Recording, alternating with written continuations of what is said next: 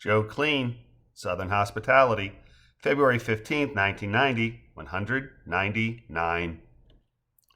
In the nearly 6 hours that had passed since the Kleens had made their way from Poinciana Suite 2C to Tentacion Ristorante, the moon had risen from just kissing the horizon to lording over the heavens from behind a misty haze of curtains at a majestic height just south of zenith. I love a full moon, Joe whispers in Misty's ear, quickly adding as he pushes her to arm's length and shakes his head, and I know it's not full, but it is gorgeous, isn't it? Delight, Misty says, pausing for a split second before adding, fully so. You think Sandy Billy'll have your OCDs or mine? Why choose? Maybe the worst of both worlds? Oh, Joe says, screwing his face in disgust, as if confronted by the most noxious of stenches. After watching Sandra and Mike, I think Sandy's out.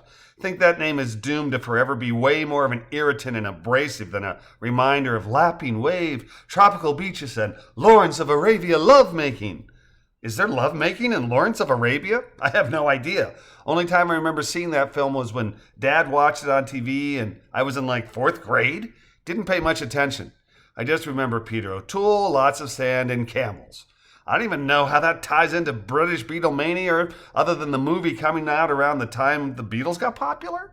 I have some vague recollection of the Beatles on the Ed Sullivan Show, he adds, biting his lower lip and nodding minutely 3 times, but whether that was from their first appearance or later ones, I don't know. What? Billy Joel light a fire on you? I guess both the Beatles and Lawrence of Arabia both deal with the English Empire, right?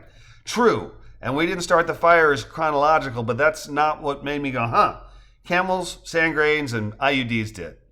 Pardon? Misty asked, her left brow raised to its maximum height. That is way too many random variables for me to synthesize, Doctor. Please elaborate.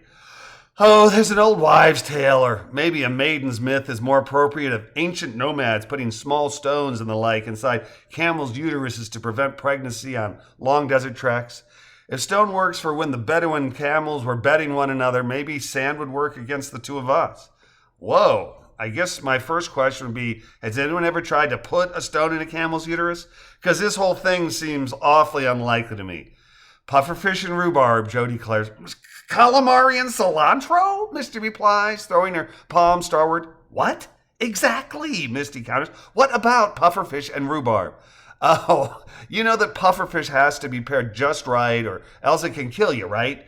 And that the leaves of rhubarb are poisonous, but the stalks aren't. I always wonder, how did humans figure these things out? Like, how many people died eating rhubarb leaves or improperly prepared pufferfish before somebody had a, Eureka, I have found it moment? You wonder about some very strange things, Joe Kleen. That's because I am blessed to be wed to an earthly wonder, my love. You, sir, are the king of corn. Not that I mind. Ready to head home? As into Atlanta or a bedroom? I meant the hotel room. Past ready. Been a long, hard day, though I am up for a long, hard night, he asks, eyebrows raised.